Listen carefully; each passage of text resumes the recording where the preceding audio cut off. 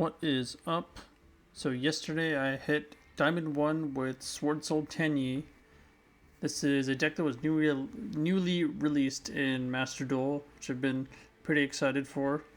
I've been playing this deck since before it came out in the TCG, and it's undergone several evolutions. So I figured that since it was coming out, I would hold off on my Diamond run until now. It went pretty smoothly. This deck is extremely strong. I'd argue it's probably the best deck in the game. And I don't think it's even really that close. So I guess without further ado, I'll talk about the deck profile and then go into some replays. Let's get into the deck profile. So Swordsoul is kind of a combo deck. That's how I would describe it. I know people call it mid-range or even control, but I would definitely say it's a combo deck. I'm playing the Tenyi version with Halq. I do believe this is the best way to play the deck. As I kind of mentioned before, the deck did undergo some evolutions, but the final stage in it is the Halq version, which is what's currently played in the TCG. So let's go through the Swordsoul cards first. We have Moye. This is one of the best starters in the deck. When you normal summon it, you can reveal a Swordsoul card or Worm in your hand, and then special summon a level 4 tuner token. And once it's sent to the graveyard as synchro material, you get to draw one card. So by revealing any Worm in your hand, basic combo is that you summon the token, you go into your level 8 Chijiao, which gets you another search, and then you search for Longyun, who is your level 6, who can discard a Worm to special summon itself and a token. And then Longyun can go into a level 10, like Baron de Fleur, for example. And then when it's sent to the graveyard, you burn your opponent for 1200, which comes up very often because it allows you to go in for OTK lines a lot more easily. One that comes up pretty often is Chijiao plus Baron plus Monk. That's exactly 6800. So when they take the 1200 from Longyun, they go down to 6800, so that's exactly lethal. And that's probably, I would say, your most common way of OTKing. But obviously there are many ways to do it. This deck is very skill expressive and has a high skill ceiling. Your next word to call it is Taya. I know some people do play one of this, but I think you definitely want at least two, because anytime you go into a grind game, he is your best top deck, him or Ecclesia, because Ecclesia gets you to him. Since he can banish a Worm from graveyard, so while Moye reveals in the hand, Taya banishes from the graveyard, and then you can summon the token and then pop off from there. So I definitely like to play at least two of them. And similarly, when he's sent to the graveyard, instead of drawing a card, he sends a Swordsoul card or Worm monster from deck to the graveyard. That can let you chain block. All of these effects can let you chain block, which is just one of their uses, but can also let you send something to extend further. Then you have Ecclesia. I'm playing two of it. This is a level 4 tuner. Important to note that it's not a Worm. It is a spellcaster, but it contributes itself as a quick effect to special summon another Swordsoul from your deck. Well, it's technically not considered a Swordsoul card, but it is tied to the Swordsoul archetype. This card is extremely good going second. However, it is a pretty big choke point going first. You can definitely play 3 of it, but I am keeping 2 for now, and it seems to work pretty well. Since it is a tuner, you sometimes don't even have to use the effect. You can just use it on field to synchro or go into Halq. So you definitely want to play at least 2 of it, though. Let's go into the Tenyis. Tenyis are absolutely mandatory in this deck. They add not just a skill floor, but a skill ceiling to the deck, and make this deck way better going second. Vishuda is an amazing board breaker card. If you control no effect monsters, you can special summon it from your hand. That's the same first effect for all of the Tenyis. And then you can, for example, link it off into Monk of the Tenyi, which is considered a non-effect monster. Then you can get their other effect. So Vishuda can banish itself to target one card your opponent controls, return it to the hand. So this card by itself can deal with trade 1-for-1 as an interruption, or sometimes even more than 1-for-1, which I'll kind of see later. You have Ashina. This is another great one. The special summons, they have the same first effect, of course. But if you control a non-effective monster, you can banish it to special summon another Tenyi from your deck except Ashina. Adara, this is the... I would argue this is probably the best one out of them, but they're all really good. Once again, same first effect, but it is a level 1 tuner, which comes up pretty often. Not only can you synchro the level 1 tuner with the level 7 non-tuners, you can also special summon it first, and then you can like normal summon Moye, and if they like hit you with Imperm or Veiler or something, you can just synchro or link these two into Halq Fibrax and pop off from there. So Adara is extremely good. It can also, if you control a non-effect monster, you can banish it to target one of your banished worm monsters and add it to your hand. This is a great way for retaining card advantage and helping you in the grand game. So Adara is really, really good. I would definitely play 3 of this. You frequently go through 2 on your first turn. The only one that you can arguably cut down to 2 is Vishuda, but I like having it as a going second option. And then Chitana is definitely the weakest of them, but I would still play it. Kind of part of the reason that it's in here is, well, first of all, it's a level 4 non-tuner. Second of all, it works well with Heavenly Dragon Circle. So if you like normal summon Moye and reveal a worm, and your opponent tries to Imperm or Veil you, you can chain Heavenly Dragon Circle. It tributes Moye for cost, so it's no longer being targeted by the Imperm or Veiler, so it resolves. Then you can add the Chitana, and then special summon the Chitana, since you control no effect monsters. Then you can still synchro for 8. That's a pretty important interaction. It also has a graveyard effect, which nobody reads. If your non-effect monster, like Monk of the Tenyi, is destroyed by a battle or card effect, you can banish this card from your hand or graveyard, then special summon that card, and then non-targeting destroy one of your opponent's monsters. So that can come up as another way to force your opponent's interruptions. So I do think, even though it's probably the weakest of them, it's still definitely good enough to play. And continuing with the Tenyi support, Vessel for the Dragon Cycle, this card's absolutely amazing to resolve. You can send worm monster from your deck to the graveyard, so that part's always live. But then if you control a non-effect monster, you can add a Tenyi with a different name from the monster set to the graveyard to your hand. So it's the actual +1 in card advantage. So like if you open, for example, Ashuna plus Cycle, or plus Vessel, that's really good because you can special summon it, link into the Monk, then activate Vessel. You can dump a Vishuda, for example, and then add an Adara. And then you can special the Adara, and then go into Halq, all without using your normal summon. So this card is absolutely amazing. I did cut it down to 2. Before I was playing 3, but I felt that I was seeing it a little bit too much. I do like both of these cards. Like in the TCG, this was like kind of a debate that was going on, whether you play Vessel or Circle.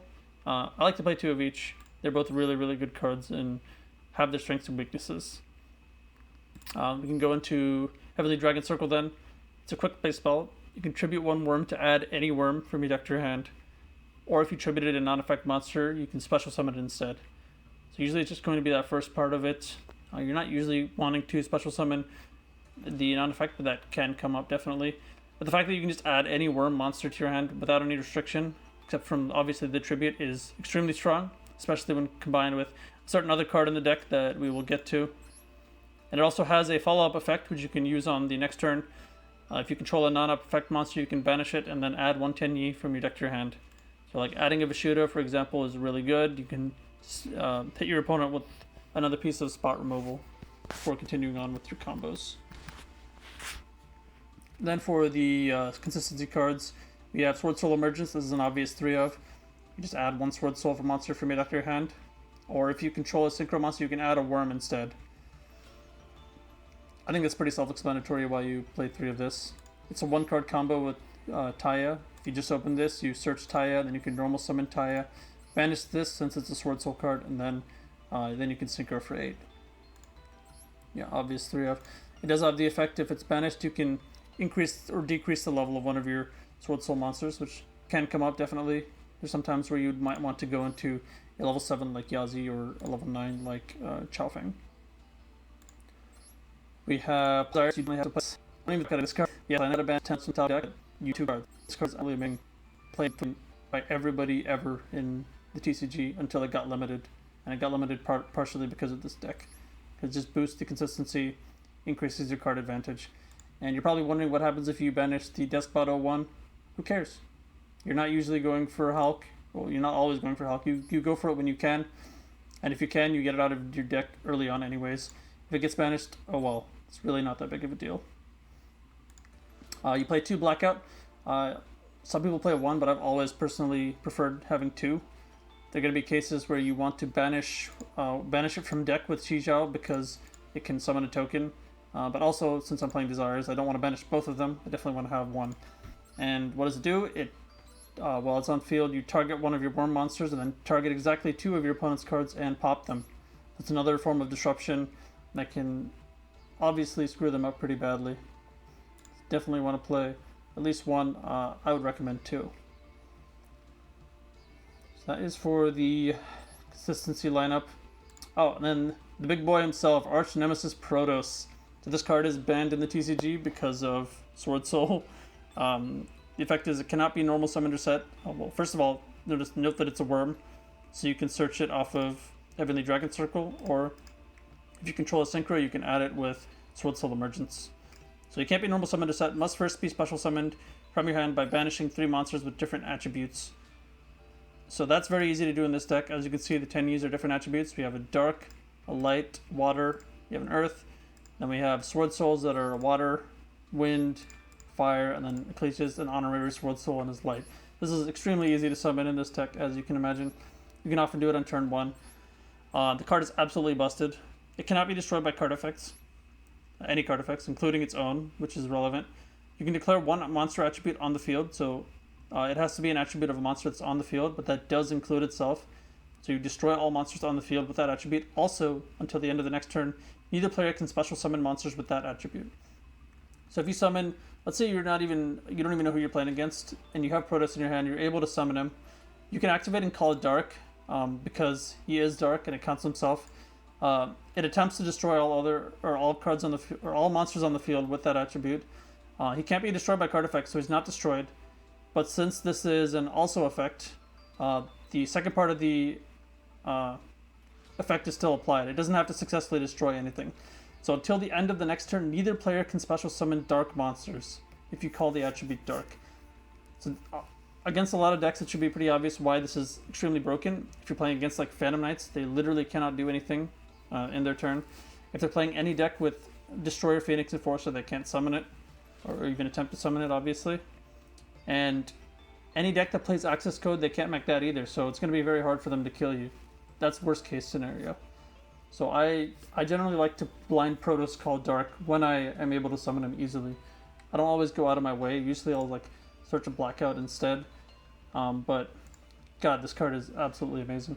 And going second, it's even better, I would argue, because you can like make them burn all their interruptions, and you'll easily have 3 different attributes in your graveyard. You just drop Protos on them, nuke their field, and there's no way they can come back once you resolve it, because it is a lingering effect. Should also mention that.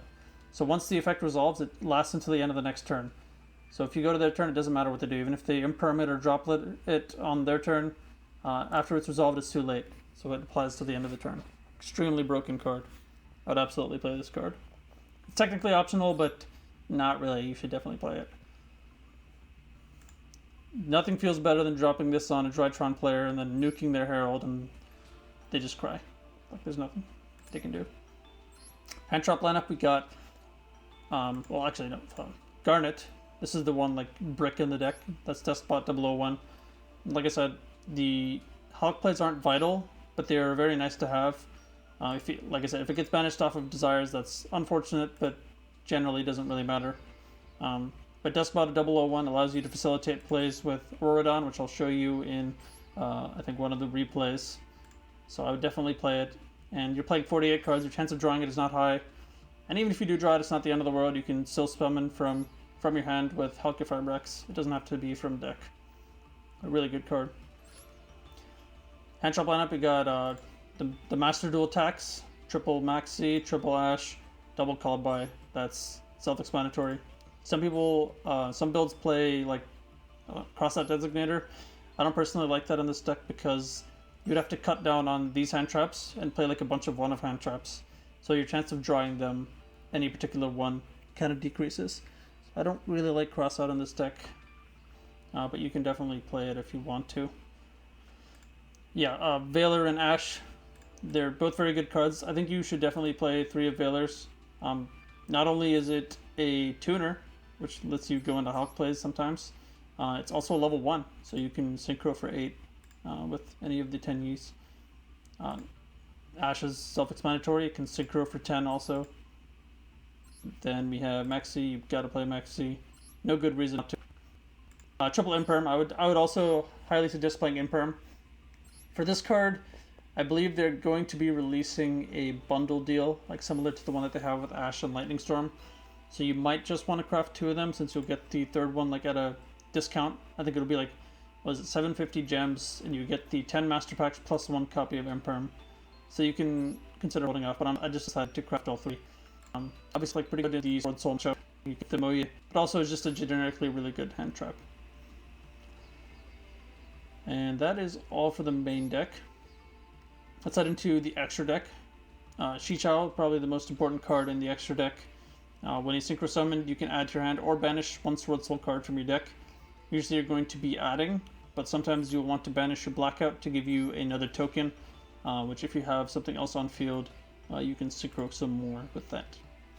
It does have another effect, which you can banish a worm, monster, or Swordsoul card from your hand or graveyard, and then target 1 other effect monster on the field and negate its effects until the end of this turn. The thing to remember with this is that you can only use 1 of these effects once per turn and only once that turn. So if you use the search effect, you cannot use that negating effect for the rest of this turn. But it is, on the next turn, it's a good form of disruption. It's like a walking Imperm with 2800 attack. Pretty nice. And also helps facilitate your other Swordsoul plays. For other Swordsoul cards, we got Supreme Sovereign Chengying. This guy's a really beefy dude. You can't be destroyed. Well, he can technically be destroyed by card effects, but if he would be, you can just banish any card from your graveyard instead. So basically can't be destroyed by card effects. And he also gains, for every single banished card, whether it's face up, face down, whether it's your banished or your opponent's, he gains 100 attack and defense, and your opponent's monsters lose 100 attack and defense. So if you activate just Desires, and then you summon Chengying, he's already at 4,000, and your opponent's monsters are also losing 1,000. It's very powerful. But also, what I think makes him really powerful is, if any cards gets banished, except during the damage step, you can non-targeting banish 1 card each from both your opponent's field and graveyard. So they do have to have 1 card in each of those locations at least, since it has to banish from both, but it's a non-targeting banish, so it can be a very oppressive card to deal with. And also is great for facilitating OTKs. He's also level 10, so you make him with Long Yen, you burn them for 12, and then you have a beefy guy to easily kill them. Those are the only Swordsoul cards in the extra deck. There is another Swordsoul card that is not out yet in Master Duel, but he's not really that important right now. He'll be better in a future meta. You'll see him in the TCG deck list. So don't worry about that. We got Boxia, so that's it for the Swordsoul cards. We got Boxia. This is a very good going second card, but also can be used going first. It has 2 effects. Neither of them are hard once per turn, so it can shuffle cards into the deck. Then you can also target 1 of your cards that you control, which is that's any card. You can literally just set a spell or trap and target it, and then reborn any level 4 or lower monster in your graveyard. That helps facilitate your synchro plays. And it can also be chain blocked by Taie. So if you make Taie with Boxia, you can do chain link 1 Boxia to target 2 different cards because it's different attributes. So the token is water and Taie is wind. You target 2 cards on the field and then chain link 2 Taie to send to the graveyard. So yeah, you chain block Boxia and spin 2 cards. Very powerful. And like I said, neither effect is hard once per turn, so you can just literally summon multiple of them and do that. You got Yazi. He's very important in Halq Firebrax lines, but also just good at dealing with, like if your opponent has like a set Imperm, this deals with it by itself because it can't be targeted by any card effects. So you can just target itself and then target 1 of their cards, pop it, and then when it's destroyed by Battle of Card effect, you can special summon any worm from your deck in defense position. It doesn't negate their effects or anything, so you can just straight up summon Taie from deck, then you can combo from there. And that comes up pretty frequently, and is kind of how you do the Halq Firebrax lines. Very good card, definitely play at least 1. Well, let's do Chao Fang next. Chao Fang is a pretty interesting card. It's not a card that you're going to make all the time, but when you do make it, it's a very big blowout in some matches. Kind of like Protos, but While the Synchro Summon card is on the field, your opponent cannot activate the effects of monsters with the same original attributes as the Yangzeg monsters used for this Synchro Summon. So basically, in short, what that means is you can summon this with Baxia and Adara, and your opponent cannot activate the effects of any light monsters while this card is on the field. They can't even attempt to activate it. So this is an anti-Nibiru line, but also just completely turns off some matches like Drytron. They literally cannot play unless they hard draw like Droplets and get rid of this. It's a very good card. And also if it's destroyed, well, when it's destroyed, you can add one, any tuner from your deck to your hand. So you can either grab like an Ash or a Veiler, or you can grab an Ecclesia for follow-up, since it is also a tuner. Or a Dara if you want to. Yeah, very good card. Definitely play at least one. You should play exactly one. I don't know why you'd play more. Baron de Fleur, pretty obvious choice in a deck that can easily make level 10 synchros. Long Yan plus any discard is Baron. So there you go. It's an Omni Negate, it's a pop, it is a Reborn. We've talked about this card quite a bit on this channel, it's very good. We have Monk of the Tenyi. So not every list plays 3, some play 2, but I find that 3 actually does come up somewhat often. This card is extremely important because anytime you want to use the second effect of the Tenyis, you need to control a non-effect monster.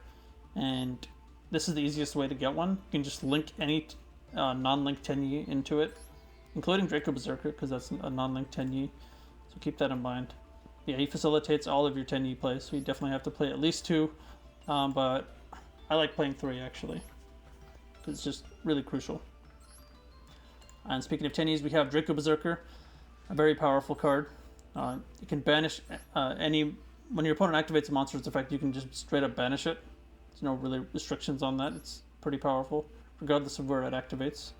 And then if it destroys an effect monster by battle, and then it gains attack, and then it can attack again on a monster. So it's good for OTKing or clearing boards. And also one thing to keep in mind is Shaman. So Shaman is a really great card in this deck. You definitely need to play you definitely do need to play one of this. I don't know why I keep saying at least. You want to play exactly one of this. It can reborn any worm monster, but it does have a restriction that for the rest of the turn, you can't activate the effects of monster special summon from the extra deck except 10 monsters. And so Draco Berserker is the only relevant one that you can still activate. So if you summon like a Shijao or Baron later, you can't activate them for the rest of the turn, unfortunately. But Draco Berserker you can, because it is a Tenyi. So yeah, Shaman's very good. It can reborn any monster. Fun fact, it can actually reborn Protos as long as you first special summon it by banishing 3 monsters with different attributes. Then if it gets sent to the graveyard, you can actually bring it back with Shaman, which is really awesome. Yeah, definitely play Shaman. And then, oh yeah, it does have another effect. And an attack is declared involving your face-up non-effects monster. You can target one card your opponent controls and destroy it. So you can pop any card when you battle with your non-effect monster. Also very helpful. Then we have Halq Fibrax and Auroradon. You'll kind of see how they fit into the combos, but they basically allow you to combo without using your normal summon. I think it's very valuable to have these cards in this deck. Back when the deck first came out, it took a while for people to figure out that this is actually the way to do it, but it definitely is. So I would absolutely play Halq. There is another Swordsoul card that I didn't play. That is the Summit.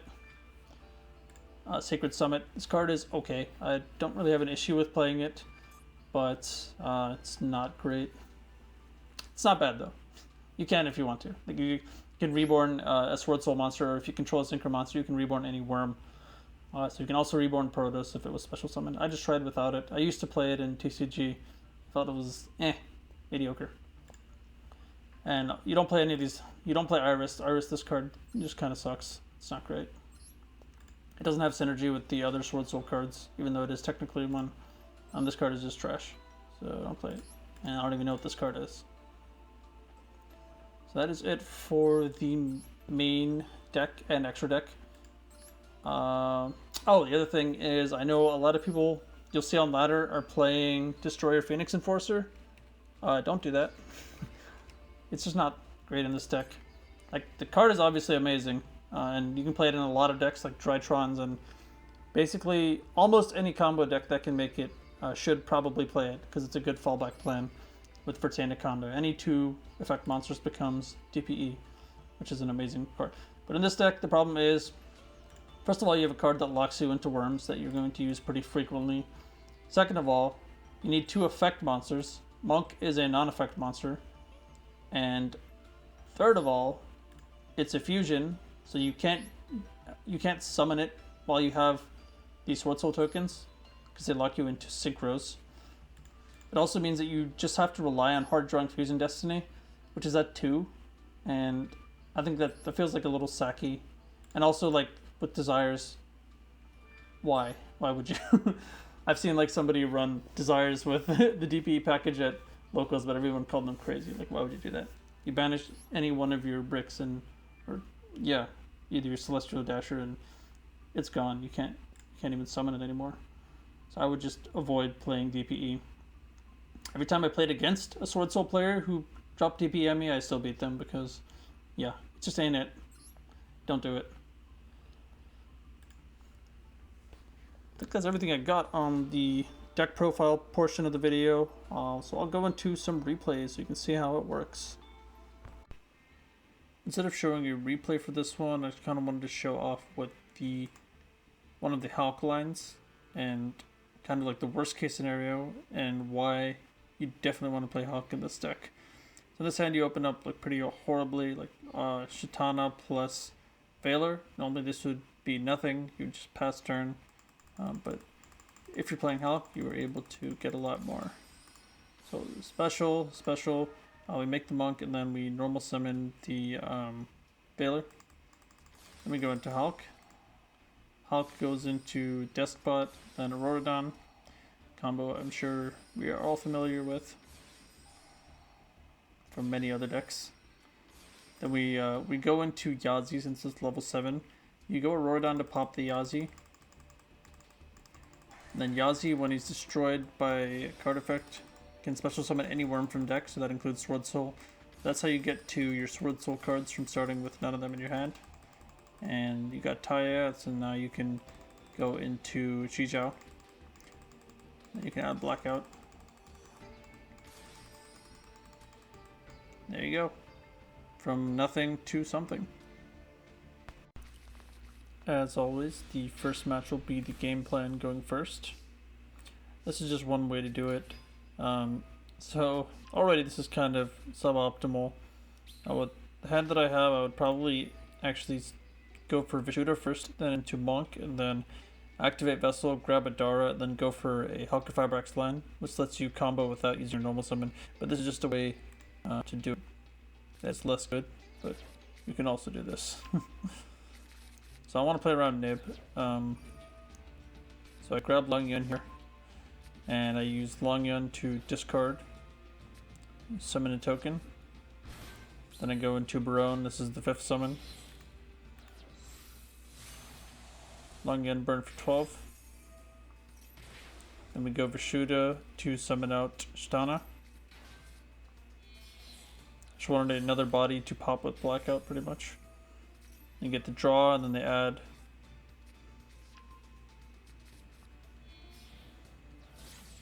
and then set. So I do also have some follow up with Taya and also a Dara and a Shuna. So this is a pretty good position. Even if I get hit with Droplet or something, I'm still doing fine. So my opponent is also playing Swordsoul. They start with Emergence. No point in negating any of this yet. On summon, I'm going to activate Chijiao. This is to play around Droplet or like a circle. It's not super necessary, but just one way to do it. So we normal summons Moye, and then on summon I Blackout. So it's good to target the Monk here. Well, he tries to cross it out, and then I negate that with Barone. Because Shatana has the Graveyard effect. So when a non-effect monster is destroyed, it can special summon it and then destroy one card on the field, or one monster. But he hard opens Longyun, of course. What can you do? And Fusion Destiny. It's like super sacky. Like I said, you probably shouldn't play DPE in this deck, but if you're skilled like this guy, you can just hard draw Fusion Destiny and then you don't have to worry about making Verte. So it goes back to my turn. I'm still in a pretty decent position. Ashuna by itself deals with either one of these interruptions because it's Vishuda. So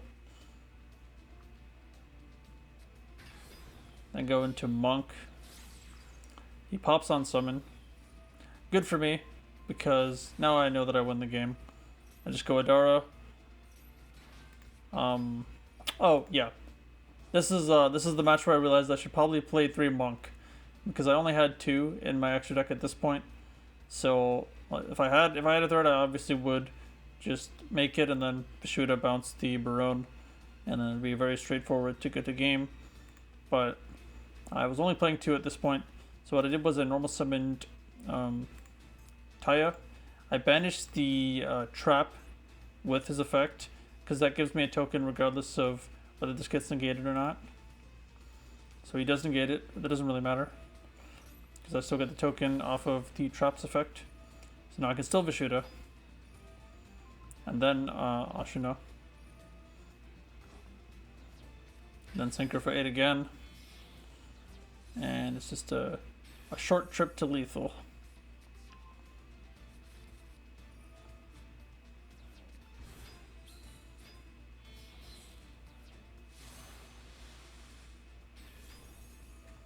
And yep, that is game.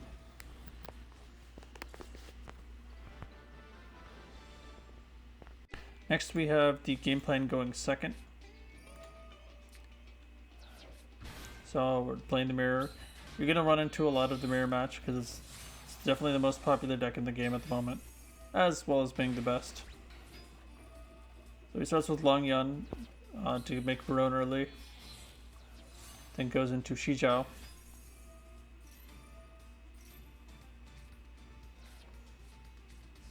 And he searches the Reborn. I don't personally play this card at the moment. It's okay. In this case, it allows him to go for Dragite. Here, so the thing with the mirror matches is like not many good places to Ash. It's either going to be the Moye draw, or Emergence, or Circle, or sometimes Vessel. But the chances are only one of them is going to be alive. If you had Vessel or something, you would have used that by this point. Same with Circle. He almost certainly doesn't have it. So, really the the Moye is the only place I can Ash. So I do. It's a hit or miss. Okay, so I go with Ashuna. So you generally want to lead your Tenyi's Wingskin because Judah was out at least one option by itself. And like I mentioned in the deck profile, they let you combo without committing to your normal summon. And I have Taya in my hand, which is very nice. So this is a great hand for a second.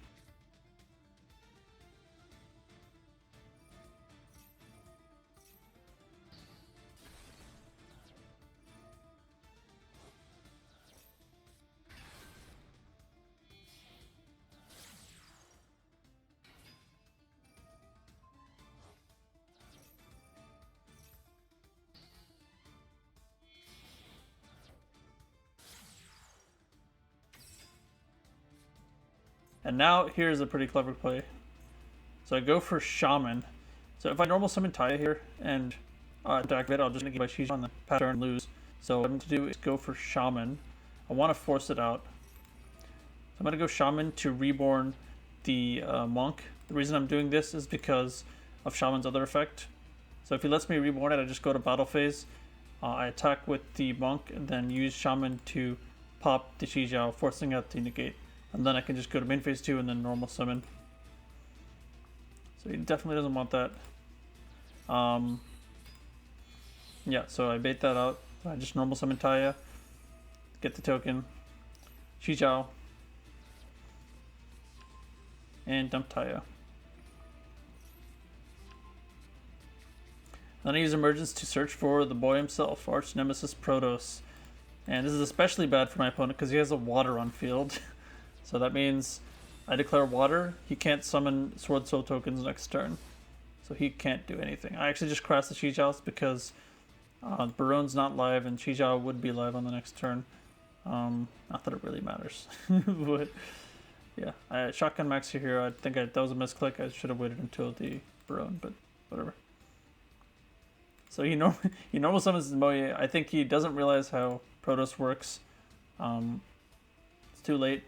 Once it resolves, it doesn't matter what happens to it. So you can't activate Moye. It negates it with Chijiao. That does nothing. Like I said, too late. He activates Longyan. The token part is optional, so you are still allowed to activate the hand effect. And he realizes once it hits the field, oh wait, he can't summon the token. That's unfortunate. But then he goes into Verte. I'm like, oh my god, you're one of these people. Look, you found a situation where Verte actually comes up. Too bad I drew the Veiler. Get wrecked. So he beats over the Shaman.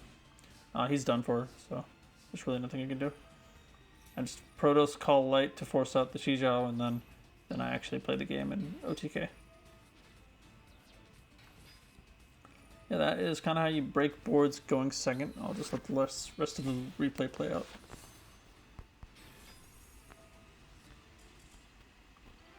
Go and Draco Berserker, draw one, but you just go. Next we have a replay against Zodiac. I wanted to show something that's not the mirror match. So on normal summon, I just drop the Maxi, ashes it.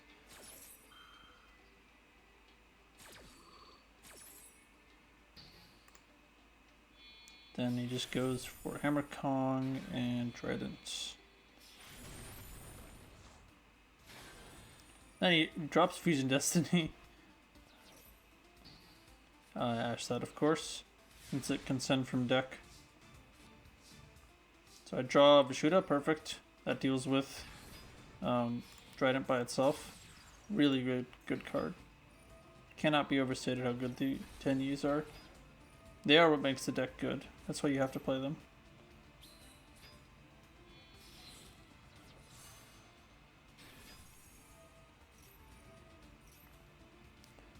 And here I'm thinking, like, I didn't feel any delays, so I'm just like assuming that he has Nibiru or something like that.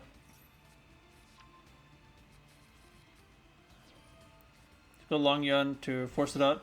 So this is actually perfectly fine. So this is one of the situations where you can actually just hard play into Nibiru. He has to drop it here if he has it, otherwise I just go Barone. And if he does have it, that's perfectly fine because I have Vessel. And then I also have Ashina, which I haven't even used yet. I can actually continue to play even after a Nibiru. So I let him nib me, that's fine. That was basically the plan, to get nibbed. So I sent Protos to grab back later. You go Adara, you have to do this one first. Do a special summon because you control no effect monsters. Then you can do Ashina to special summon from deck. Then I go Boxia, spin back the nib. And then revive the Adara. Then I go for Chaofeng to lock him out of lights. This is like basically stop him from Zeusing me. Because, well, let's face it, it's a Zeus turbo deck. Like, he can still summon Zeus, but he can't activate it. So he goes Shotgun 9 to Reborn, Cataroost, and then he goes for Verte. It's really his only play to get over this guy. But even if he does, that's fine for me because I do have, well, I do get the floating effect of it to search for Ecclesia. I do have follow-up, but it's going to be tough to play through DPE. I might have to either pass or top deck nib, and then I just win the game. There you go. Because I am skilled. Normal summon. And then I banish the Protos at this point. And here, since I didn't feel any delays, I just assumed that the last card was another nib, so I just wanted to OTK in under 5 summons, which is easy to do. Just grab back the Protos, that's summon number 4, and I just go to battle phase attack for game. GG.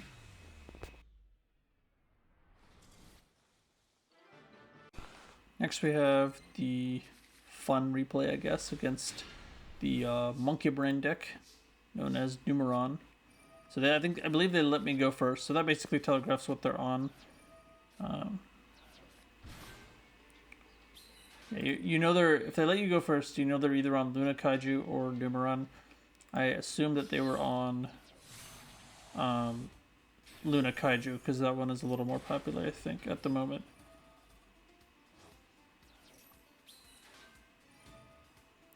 I'll just go for standard Swordsoul plays and Tenyi plays, of course.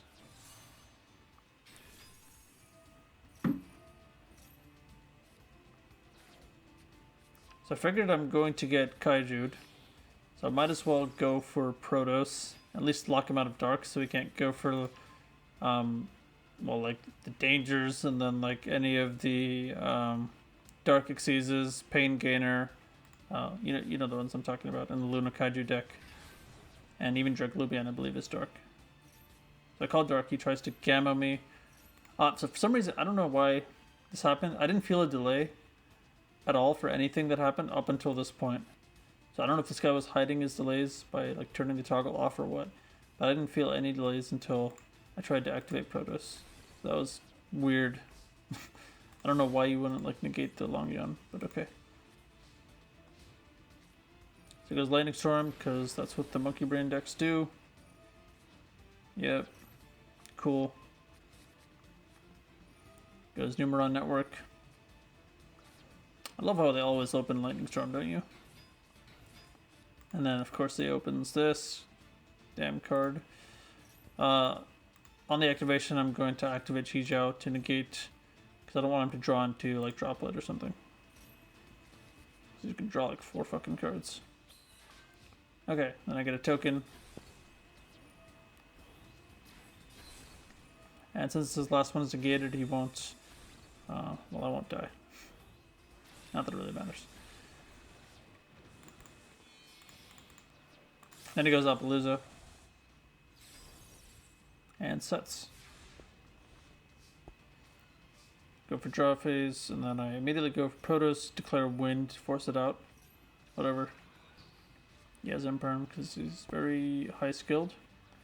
Draw 2 into Imperm and Circle. So Imperm works here.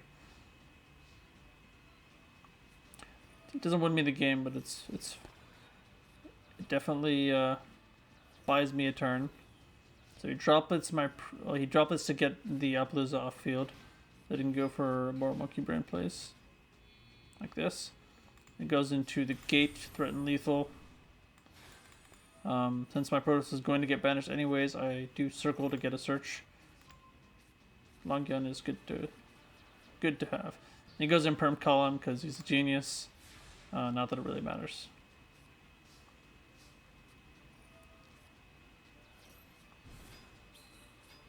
So I go Vishuddha here to bounce this back because I won't get the chance to do that later on. And I want to make sure in case he like has like a Battle Fader or something that he can't get the burn damage. Then I go Cheng Ying, burn him for 12. This guy's at 6,200 attack, and then I attack for game. Easy clap. That's it for the deck profile and replays for Swordsoul Tenyi. Thanks for watching. Feel free to like and subscribe, and follow me on Master Duel. This is my ID. I keep all my good replays public, including the ones that you saw in this video and some more that were pretty cool. Also be sure to join my Discord. Thanks for watching, and peace.